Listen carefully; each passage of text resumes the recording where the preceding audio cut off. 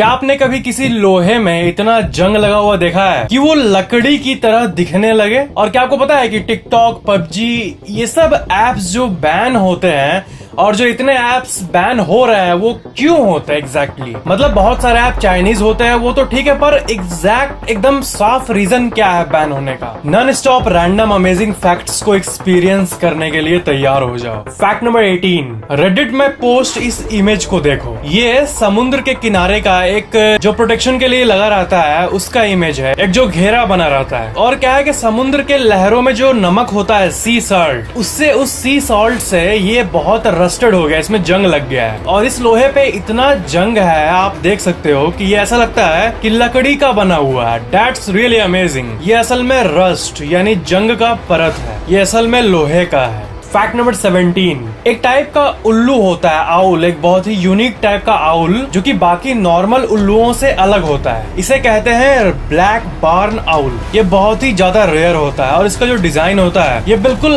Amazing होता है, आप इसे देख सकते हो, rare black barn owl. Fact number 16, Japan का जो ट्रेन सिस्टम होता है ना, उसमें एक बहुत ही यूनिक सा फीचर होता है कि जापान के ट्रेन में ना सेस्मोमीटर्स लगे रहते हैं। सेस्मोमीटर्स क्या है कि वो एक ऐसे इक्विपमेंट्स होते हैं जो कि अर्थक्वेक के यानी भूकंप के आने के पहले ही डिटेक्ट कर लेते हैं कि भूकंप आने वाला है, कुछ सेकंड्स, 1 मिनट पहले ही। तो क्या होता है कि वहाँ के ट्रेन में ये लगे रहते हैं। तो आपको तो पता ही होगा कि जब भी भूकंप आता है तब जो ट्रेन चलता है पटरी पे, उसका डीरेल होने यानी ट्रेन पटरी से उतरने के चांसेस बढ़ जाते हैं due to shaking of the land. तो मार्च 11, 2011 को एक जापान के ट्रेन के उसी सेस्मोमीटर ने 8.9 मैग्नीट्यूड का भयंकर अर्थक्वेक आने के 12 सेकंड पहले सेंस कर लिया और उस सेस्मोमीटर डिवाइस ने 33 ट्रेन को सिग्नल भेज दिया। 33 ट्रेन चल रही थी जापान में, सबको सिग्नल भेज दिया कि रुक जाओ, अब भूकंप आने वाला है। और इसी के चलते उस दिन सारे ट्रेन बच गए, बस एक डीरेल हो गया। अगर सेस्मोमीटर नहीं बताता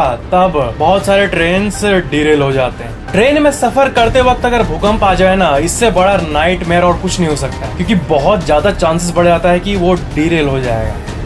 डर लगता है सारा। फैक्ट नंबर 15, हार्वर्ड की एक स्टडी ने फाइंड किया कि किसी भी कंपनी में अगर बहुत ही इंटेलिजेंट चालाक वर्कर्स होंगे बहुत सारे जो कि एक दूसरे से जलन करते हैं बट फिर भी कंपनी में अपने आप को टॉप करने में लगे हुए, ऐसा इंटेलिजेंट बहुत है लेकिन वो लोग क्या है कि उतने मतलब कोऑपरेटिव नहीं है, ठीक है, टॉक्सिक टाइप के है लेकिन हाईली प्रोडक्टिव है। और दूसरी तरफ दूसरे कंपनी में कम इंटेलिजेंट लोग है, कम बुद्धिमान इंटेलिजेंट लोग है, लेकिन क्या है कि उनके बीच में जो एक कोऑपरेशन होता है वो बहुत ज्यादा है, मतलब लेस प्रोडक्टिव लेकिन ज्यादा कोऑपरेटिव। तो दोनों में से कंपेयर करें ना, तो कंपनी के फ्यूचर की बात करें, बिजनेस की फ्यूचर की बात करें, तो जो कंपनी में कम इंटेलिजेंट लोग हैं बट उनके आपस में कोऑपरेशन ज्यादा है, ये कैटेगरी, ये जो बिजनेस है ये हाईली इंटेलिजेंट लोगों से ज्यादा चलेगा, उससे ज्यादा ग्रो करेगा और इसका फ्यूचर बहुत ब्राइट होगा। ये एक हार्वर्ड स्टडी में पता चला था, आप इस आर्टिकल में देख सकते हो। फैक्ट नंबर 14, एक पर्शियन किंग थे आगा मोहम्मद खान, और क्या हुआ कि इनके 2 नौकर थे, ठीक है, और 2 नौकर से इनकी कुछ बहसबाजी हो गई और उनके जो 2 नौकर थे वो इनसे, किंग से ऊंची आवाज में बात कर दिए। तो ऊंची आवाज में बात करने के बाद अब क्या, आप तो किंग को चढ़ा गुस्सा। इसके बाद उन्होंने दोनों को मारने का ऑर्डर दे दिया। लेकिन उस दिन इस्लाम का कोई होली डे था, कोई बहुत ही महत्व वाला दिन था, मतलब धार्मिक दिन, इसलिए उन दोनों का जो मारने का, जो फांसी का जो डेट था वो एक दिन पोस्टपोन हो गया, ठीक है, कि तुम दोनों को कल मारा जाएगा, आज भर जी लो। तो क्या हुआ कि ये हो गया, और ये बोलने के बाद फिर क्या हुआ पता है, वो लोग चुपके रात के समय उस किंग के रूम में गए जिसमें वो सो रहा था और उसको मार डाला। ये एक सच की कहानी है और ये जो किंग आगा मोहम्मद खान है ये सच में एग्जिस्ट करते थे, एक पर्शियन किंग। ये एक बहुत ही ज्यादा अजीब रियल स्टोरी है। यही रीजन है कि कंपनी जब किसी अपने एम्प्लॉय को फायर करती है ना, तो बोल के फायर नहीं करती कि तुम्हें कल कंपनी से निकाल दिया जाएगा। अगर ऐसा होगा ना तो वो क्या करेगा, कंपनी को बैक फायर करेगा, कंपनी के सिस्टम को हैक करने की कोशिश करेगा या ऐसा कुछ हार्म पहुंचाने की कोशिश करेगा। इसलिए कंपनी किसी भी एम्प्लॉय को एक सरप्राइज मीटिंग देती है और झट से बोल देती है निकलो यहाँ से। फैक्ट नंबर 13, एक इंसान को 10 साल तक सजा काटना पड़ा एक ऐसे क्राइम के लिए जो किया नहीं था, फॉल्स इम्प्रिजन। तो क्या हुआ कि वो जेल में 10 के 10 साल लॉ का पढ़ाई किया, ठीक है, और लॉ को जान के अपने इनोसेंस को प्रूव किया और बाहर निकलने के बाद एक लॉयर बना और अब वो उन लोगों की मदद करता है जो कि फॉल्सली कन्विक्टेड है, जो कि बिना किसी रीजन के ही जेल में। यही है वो इंसान। फैक्ट नंबर 12, ये एक बहुत ही इंटरेस्टिंग स्टोरी है, ध्यान से सुनना। न्यू जर्सी का एक मैन, ठीक है, $5 यानी करीब 350 रुपए का ऑरेंज जूस खरीदा एक शॉप से, ठीक है, और उसको घर लेके गया। जब वो घर में गया उस ऑरेंज जूस के बॉटल को लेके, तब उसकी वाइफ ने कहा कि ये तो बहुत ही ज्यादा एक्सपेंसिव है, महंगा है। उसकी वाइफ ने कहा कि इसे रिटर्न कर दो, क्योंकि मैंने इसी बॉटल को कहीं पे 170 रुपए में देखा है, तो वहां से मैं ले लूंगी, इसे रिटर्न कर दो। और उस ऑरेंज जूस के बॉटल को रिटर्न कर दिया, उसे $5 मिला और उस दुकान पे गया जो कि उसकी वाइफ ने बताया था, जहाँ पे ये ऑरेंज जूस बॉटल 170 रुपए में मिल रहा था। तो वहां से खरीदने के बाद उस $5 में से $2.5 खर्चा और बाकी का 180 रुपए जो बचा उससे वो 2 लॉटरी टिकट खरीदा, ठीक है, ऐसे अपना लक आजमाने के लिए। और आपको ये जान के हैरानी होगी कि उस 2 लॉटरी टिकट से उसने $315 मिलियन जीता। That's an amazing story. $315 million मतलब करीब 1800 करोड़ रुपए। 1 करोड़ नहीं, 100 करोड़ नहीं, 1000 करोड़ नहीं, 1800 करोड़, 1800 करोड़ रुपए सिर्फ 180 रुपए के लॉटरी के टिकट से। ऐसी स्टोरीज जो होती है ना, बहुत ही रेयर होती है, बहुत ही ज्यादा रेयर है। और ये जो है, इन्हें आप दुनिया के सबसे लकी इंसानों में से एक मान सकते हो। फैक्ट नंबर 11, जॉर्जिया की एक टीचर जो कि ट्रैवल इंश्योरेंस पॉलिसी खरीदी थी $400 का, ठीक है, इंश्योरेंस खरीदी थी, मतलब करीब 30,000 का इंश्योरेंस, बट उसे कंपनी ने 7 लाख रुपए दिया। क्योंकि देखो, कभी भी आप म्यूचुअल फंड्स में इन्वेस्ट करते हो या फिर इंश्योरेंस लेते हो या फिर सिंपल काम जैसे अपने मोबाइल में कोई ऐप इंस्टॉल करते हो ना, तो उसमें क्या होता है, शुरू में एक पेज आ जाता है, ठीक है, उसमें बोलता है कि प्राइवेसी पॉलिसी को एक्सेप्ट करो, इसको एक्सेप्ट करो, टर्म्स एंड कंडीशन को एक्सेप्ट करो, है ना, टर्म्स एंड कंडीशन की, हाँ, जो लीगल जो कानूनी डॉक्यूमेंट सब होते हैं। तो क्या है कि इंश्योरेंस कंपनी को पता था कि डॉक्यूमेंट को तो कोई पढ़ता है नहीं, तो पेज नंबर 7 पे उस इंश्योरेंस कंपनी ने ये मेंशन किया था कि अगर आप यहाँ तक पढ़े हो तो कॉन्ग्रेचुलेशंस, आप अगर यहाँ तक पढ़े हो इस पेज को, तो इस पेज से इस कोड को हमें ईमेल करो और आपको इतना इनाम मिलेगा। मतलब इतने लोगों में से ये फर्स्ट थी जो कि इतना पेज पढ़ी थी। अक्सर हम इग्नोर कर देते हैं। मतलब आप सिंपल अगर बैंक में अकाउंट भी खोलने जाओ ना, तो आपको एक बड़ा सा पेज मिलता है, इसमें आप फॉर्म भरते हो और पीछे में टर्म्स एंड कंडीशन लिखा रहता है। उसे कोई पढ़ता ही नहीं है, बट पढ़ना जरूरी है ताकि आप कानून को समझ पाओ कि कब क्या होता है एग्जैक्टली। और इसी को बढ़ावा देने के लिए ऐसा ये लोग कंपनीज करते हैं, ताकि हर कोई पढ़े कि कहीं पे प्राइस निकल जाए, क्योंकि कंपनी को पता है कि उतना कोई पढ़ता नहीं है, लेकिन जो पढ़ेगा उसमें से कोई लकी हो सकता है। ऐसा होता है अक्सर। बट कौन कंपनी करती है? जो कंपनी बहुत ज्यादा अमीर होगी वही ऐसा करती है। नॉर्मल कंपनीज को तो मैंने नहीं देखा ऐसा करते हुए। वीडियो में आगे बढ़ने से पहले मैं आपको एक ऐप के बारे में बताना चाहूंगा। आप तो जानते ही होंगे कि मैं एक साइंस एंथुसियास्ट किड से इंडिया का सबसे बड़ा इंफोटेनमेंट चैनल का ओनर बना। वैसे लाइफ में हर कुछ हासिल करने के लिए रिस्क लेना पड़ता है, ये बात तो आप मानते ही होंगे। इसके साथ साथ हार्ड वर्क भी जरूरी है। सक्सेस की लाइन स्ट्रेट नहीं होती, वो एक ग्राफ की तरह होती है, जिसमें बहुत सारे अप एंड डाउन्स होते हैं, बिल्कुल एक ट्रेडिंग ग्राफ की तरह। ट्रेडिंग की बात आ ही गई है तो मैं आपको बाइनोमो के बारे में बताना चाहूंगा। बाइनोमो एक ट्रेडिंग प्लेटफॉर्म है जो कि आपके लिए बहुत सारे अपॉर्चुनिटीज को ओपन कर देता है। अगर आप ट्रेडिंग में एक कंप्लीट बिगिनर है तब भी आपको इस प्लेटफॉर्म में कोई दिक्कत नहीं होगी। बाइनोमो में बहुत सारे लर्निंग रिसोर्सेज भी मौजूद है और इसमें आपको 24/7 सपोर्ट भी मिलता है और आप मिनिमम सिर्फ $5 से ट्रेडिंग स्टार्ट कर सकते हो। आपको बाइनोमो के अंदर ग्राफ को प्रेडिक्ट करना होता है। अगर आपका प्रेडिक्शन सही हो गया तो आपको प्रॉफिट होगा और अगर आपका प्रेडिक्शन गलत हो गया तो लॉस भी होगा। इसलिए ट्रेडिंग प्लेटफॉर्म को आपको वाइजली यूज करने की जरूरत है। और सबसे अच्छी बात है कि जहाँ पे रिस्क होगा वहाँ पे बाइनोमो आपको वार्न भी करेगा और अगर आपको प्रॉफिट हुआ तो उस प्रॉफिट को आप इजिली अपने बैंक अकाउंट में विड्रॉ कर सकते हो। इस वीडियो के नीचे डिस्क्रिप्शन में बाइनोमो ऐप का लिंक दिया हुआ है, आप डाउनलोड कर सकते हो या फिर आप binomo.com पर जाके ज्यादा जानकारी ले सकते हो। फैक्ट नंबर 10, निंटेंडो कंपनी जब रेवेन्यू में गिर रही थी तब क्या हुआ कि उसके जो सीईओ थे, उसके कंपनी के मालिक, वो अपने सैलरी का हाफ कर दिए 5 महीने के लिए, रादर देन अपने वर्कर्स को इसके जिम्मेदार ठहराने को। मतलब जितने भी सक्सेसफुल बिजनेस है, सबसे सक्सेसफुल कंपनीज हैं, उसमें क्या होता है कि अगर उसका जो ओनर है, मालिक, वो हर छोटी बात के लिए अपने वर्कर्स को ब्लेम ना करे और जब लॉस हो रहा हो उस टाइम अपने वर्कर्स को सही पे करे, उनको डाउन नहीं करे बट अपना ही सैक्रिफाइस कर दे। ऐसा अगर कोई ओनर है तो वो लॉन्ग टर्म में बहुत आगे बढ़ता है। और निंटेंडो ही नहीं, जापानीज कंपनी में ऐसा होना बहुत मतलब कॉमन है। सोनी के जो ओनर्स थे और जो बड़े बड़े हाई रैंक पे थे वो लोग भी यही किए थे। Means these corporations slash pays from the top instead of from the bottom. Fact number 9, महान वैज्ञानिक स्टीफन हॉकिंग जब इनका देहांत हुआ तब इनकी जो अस्थियां हैं, जो इनकी एशेस थी, उसे ना आइजैक न्यूटन और चार्ल्स डार्विन इनके ग्रेव्स के बीच में रखा गया। क्या आपको पता है रियली में एक ग्रेव एरिया है जिसका नाम है साइंटिस्ट कॉर्नर। वहाँ पे आइजैक न्यूटन और चार्ल्स डार्विन इन दोनों का कब्र है और इन दोनों के बीच में स्टीफन हॉकिंग के एशेस को रखा गया है। और as a final tribute European Space Agency जो है वो स्टीफन हॉकिंग के रिकॉर्डिंग को, वॉइस रिकॉर्डिंग को नियरेस्ट ब्लैक होल के तरफ बीम की है। ये सुनते ही ना गूज़बम्स आने लगता है। स्टीफन हॉकिंग से जुड़ी और एक फैक्ट है कि एक बहुत ही फनी र्यूमर, एक अफवाह बहुत फैली हुई थी कि स्टीफन हॉकिंग ना जिस इंसान को पसंद नहीं करते थे उनके पैर के ऊपर से अपना जो ये चेयर का चक्का है वो चढ़ा के चल जाते थे। ये जब स्टीफन हॉकिंग ने सुना इसके बारे में तो वो बहुत हंसे और उसके बाद उन्होंने सीरियसली कहा ये एक बहुत ही खराब र्यूमर है मेरे बारे में, मैं ऐसा नहीं करता, और जो मेरे बारे में ऐसा बोलेगा कि मैं ऐसा करता हूँ उसके पैर के ऊपर तो मैं ये जरूर चढ़ा के चल जाऊंगा।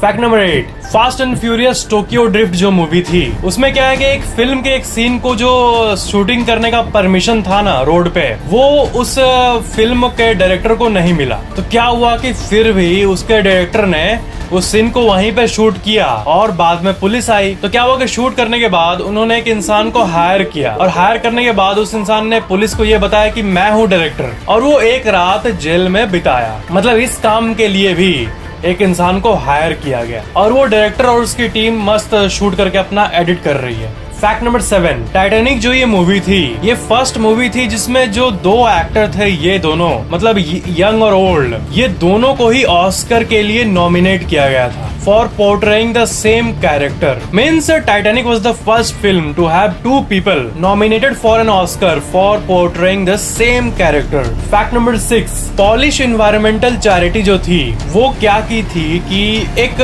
जो ये बर्ड्स जो नहीं माइग्रेट करते हैं, साल के अलग अलग टाइम दूसरे जगह पर जाके रहते हैं, इनके अंदर एक जीपीएस ट्रैकर और एक सिम लगा दी थी ताकि इनका जो माइग्रेशन का जो पैटर्न होता है और उनके दिमाग को समझ सके कि ये कब कहाँ जाते हैं। तो क्या हुआ कि उस बर्ड का वो लोग ट्रैकिंग खो दिए, ठीक है, और बाद में वो जो सिम लगाए थे और सिम का जो ओनर था उसको $2700 यानी करीब 1,80,000 का बिल आ गया। इसका मतलब ये कि वो बर्ड गलती से अपने जहाँ पे सिम को फिट किया गया था वहां से गिर गया होगा, किसी इंसान ने अपने मोबाइल में सिम को लगाया होगा और मस्त बात किया था। पता चला कि उस सिम से इतना कॉल किया गया है कि 1,80,000 का बिल आ गया। क्योंकि पोलैंड और ये सब वेस्टर्न कंट्रीज में ज्यादातर सिम जो यूज करते हैं लोग वो पोस्ट पेड होता है, मतलब पहले बात कर लो फिर बिल पे करो। ऐसा इंडिया में भी ऑफ कोर्स होता है बट वहाँ पे बहुत ज्यादा मात्रा में, इसीलिए इतना का बिल आ गया। फैक्ट नंबर 5, इस्तांबुल में लोग जो है ना वो बिल्लियों के लिए ऐसे छोटे छोटे शेल्टर्स बनाते हैं स्ट्रे कैट्स के लिए, और बहुत सारे कैट्स इस सर्विस का फायदा भी उठाती है। वहाँ के लोगों के सबसे यूनिक हैबिट्स में से एक है ये कैट्स के लिए शेल्टर बनाना। फैक्ट नंबर 4, टर्की में साइंटिस्ट जो हैं वो एक दिन एक जगह पर अंडरग्राउंड में कुछ महसूस किया अपने डिवाइस से। उन्होंने जाके देखा तो एक पूरा का पूरा सिटी था, एक नॉर्मल शहर नहीं बल्कि जमीन के अंदर मौजूद एक शहर, एक एंशिएंट अंडरग्राउंड सिटी। और इस सिटी का नाम रखा गया, इस शहर का नाम रखा गया डेरिन क्यूयो, और ये 60 मीटर अंदर तक है। और पता चला कि इस शहर में पहले के जमाने में 20,000 से भी ज्यादा लोग रहते थे। आप इसका हाई क्वालिटी रिक्रिएटेड मैप को देख लो, जमीन के अंदर ऐसा कुछ ये शहर बना हुआ था और हर एक जगह को आप एक एक बस स्टॉप की तरह मान सकते हो। पूरा ट्रैवलिंग सिस्टम से लेके होम सब थे इस शहर में। फैक्ट नंबर 3, ये एक बहुत ही इंटरेस्टिंग स्टोरी है। आपको पता है ना कि मूवीज का रेटिंग IMDb पे होता है। IMDb मतलब इंटरनेट मूवी डेटाबेस, और इस दुनिया की सबसे हाईएस्ट रेटेड मूवी है द गॉडफादर। इसका जो स्क्रीन प्ले था उसे मारियो पुजो ने किया था, और मेन बात है कि ये इसके पहले कभी कोई स्क्रीन प्ले नहीं बनाए थे, और गॉडफादर पहला मूवी था जिसमें ये स्क्रीन प्ले को लिखे थे, और पहले बार में ही ये इतना अच्छा स्क्रीन प्ले किए, मूवी इतनी अच्छी बनी, ऐसी डायरेक्ट हुई कि इन्हें 2 ऑस्कर मिला, ठीक है। और ऑस्कर जीतने के बाद भी इनको लगा कि मेरे को कोई किताब खरीद लेना चाहिए ताकि मेरे को मूवी बनाने के बारे में, स्क्रीन प्ले, डिजाइन ये सब पता चले, ठीक है। वो बहुत ही ही हम्बल थे। तो क्या है कि वो एक किताब खरीदे स्क्रीन राइटिंग के ऊपर, मतलब मूवी बनाने के ऊपर, और उस मूवी के पहले चैप्टर में ही लिखा हुआ था कि अगर आपको जानना है कि मूवी का स्क्रीन प्ले डायरेक्शन कैसे करना चाहिए, तब आप गॉड फादर मूवी को जरूर देखिएगा। Oh my gosh. Fact number 2, Lord of war जो मूवी था, इसमें उन्होंने जो गन्स यूज किया है वो एक्चुअली में रियल गन्स है। ये 3000 रियल गन्स को खरीदे थे फिल्मिंग के लिए, क्योंकि मूवी बनाने वालों को ये लगा कि 3000 फेक गन को खरीदने से अच्छा 3000 रियल गन्स को खरीद के उसे बाद में ये लोग रीसेल करके अच्छा पैसा भी कमा सकते हैं। इसलिए जो लॉर्ड ऑफ वॉर में जो आप गन्स देखते हो वो बिल्कुल रियल है। और वो 50 असल टैंक्स को भी रेंट पे लिए थे, और वो सारे टैंक्स बिल्कुल रियल थे। और टैंक को एक साथ रखने के पहले वो सेट जब बन रहा था ओपन ग्राउंड में, उसके पहले वो अथॉरिटीज को इन्फॉर्म भी कर दिए थे वो लोग कि यहाँ पे मूवी का शूटिंग हो रहा है। क्योंकि अगर वो लोग ऐसा नहीं करते ना, तो अगर अथॉरिटीज सैटेलाइट इमेज से देखती कि इतने टैंक्स रखे हुए हैं, तो उनको लगेगा कि कोई जंग छिड़ने वाली है। इसलिए उन्होंने अथॉरिटीज को इन्फॉर्म भी कर दिया था ताकि रियल वॉर के बारे में नहीं सोचे। मूवीज में बहुत सारे ऐसे मतलब होते हैं घटनाएं, इसमें आपको लगता होगा कि मतलब फेक यूज हो रहा है, बट वो रियल यूज होता है। ज्यादातर मूवीज में फेक प्रॉप्स यूज होता है, ठीक है, फेक गन्स यूज होते हैं, इफेक्ट डाला जाता है उसमें, बट कई में रियल भी यूज होते हैं। फैक्ट नंबर 1, ऐप बैन का सबसे नंबर 1 रीजन है प्राइवेसी। आपके मोबाइल में जो भी डेटा है ये कोई और कंपनी ले, इसे हम इंडियंस उतना नहीं मानते, ठीक है। आपको लगेगा कि मेरा डेटा लेके क्या कर लेगा, ठीक है, मेरा, और ये डेटा जो बोलते हैं मेरा डेटा लेगा, ये डेटा एग्जैक्टली है क्या? डेटा मतलब आपका हैबिट। आप अगर मान लो, आप देखना कि आप अगर अमेज़न में या किसी भी शॉपिंग वेबसाइट में कुछ भी शॉपिंग करोगे, तो आप कोई भी वेबसाइट खोलोगे तो आपको उसी का ऐड दिखता है। अगर आप सन ग्लासेस देख रहे हो तो आपको हर जगह सन ग्लासेस का ही ऐड दिखेगा। इसका मतलब एक मशीन आपको जानने की कोशिश कर रहा है, और अगर आपका इंटरेस्ट को वो जान ले तो वो आपको बहुत कुछ करा सकता है ना। ये चीज है, ये प्राइवेसी, और प्राइवेसी बहुत वैल्यूएबल है। आज के दुनिया में सबसे ज्यादा कीमती जो चीज है वो है डेटा। और कंपनीज अगर आपके कंसेंट से डेटा ले रही है वो तो ठीक है, बट जो चाइनीज एप्स होते हैं ना, ये वेल नोन है उस चीज के लिए जो कि अच्छी बात नहीं है मॉरली। मतलब आपके बिना कंसेंट के आपका डेटा लेना, आपसे बिना पूछे डेटा लेना। और वही सब जो फेमस एप्स है जो कि वेल एस्टेब्लिश्ड ऐप है, जैसे हो गया इंस्टाग्राम, फेसबुक, यूट्यूब, ये सब भी ऐप ही है, बट ये लोग का जो प्राइवेसी पॉलिसी है वो बहुत ही ट्रांसपेरेंट है, और ये बिना कंसेंट के डेटा नहीं लेती है। सब आपके कंट्रोल में होता है कि आप क्या डेटा भेजना चाहते हो। इसलिए इंडियन गवर्नमेंट उन एप्स को रिकॉग्नाइज करती है जो कि ये काम कर रहे हैं, इलीगली डेटा ले रहे हैं, और उसको बैन कर देती है। आपको पता है कि जो हम लोग बोलते हैं ना मॉरल की, ये गेम मत खेलो, इसमें टाइम वेस्ट होगा, या फिर ये एंटरटेनमेंट वाला ऐप मत चलाओ, इससे भी टाइम वेस्ट होगा, इस बेसिस पे किसी ऐप को बैन नहीं किया जा सकता। मतलब वो तो बच्चे या फिर पेरेंट्स के हाथ में है कि उसका बच्चा क्या यूज कर रहा है, कितना टाइम किसमें दे रहा है, उसके चलते ऐप बैन नहीं होता है। बट लीगल जो रीजन होता है, इलीगली डेटा लेना, ये करना, इसके चलते ऐप बैन होता है। मतलब किसी ग्रुप के पर्सनल ओपिनियन के बेसिस पे ऐप बैन नहीं होता है कि अच्छा नहीं है तो बैन कर दो, ऐसा नहीं होता है। एक लीगल बेस होता है हर चीज के पीछे। That was the fact. और फ्रेंड्स, बाइनोमो में आप डिस्क्रिप्शन में दिए हुए मेरे पर्सनल कोड्स को यूज करके अपने डिपॉजिट्स को डबल भी कर सकते हो। और बकलोल वीडियो के इंस्टाग्राम पोस्ट पे बाइनोमो कंपनी ने एक गिव अवे भी रखा है। प्राइजेस है मैकबुक, आईफोन और आईपैड। उस इंस्टाग्राम पोस्ट का लिंक मैंने डिस्क्रिप्शन में दे दिया है, जहां आप सारे टर्म्स एंड कंडीशन को पढ़ के गिव अवे में पार्ट ले सकते हो और प्राइजेस भी जीत सकते हो। और आप बाइनोमो ऐप को डाउनलोड भी कर सकते हो नीचे दिए गए लिंक से। अगर आपको वीडियो पसंद आया तो लाइक जरूर करना, और वीडियो कैसा लगा नीचे कमेंट जरूर करना। और अगर आप पहली बार चैनल देख रहे हो तो सब्सक्राइब करके बेल आइकन भी ऑन कर देना, ताकि मेरे आने वाले वीडियोस आपको तुरंत मिल जाए। Thanks for watching this video.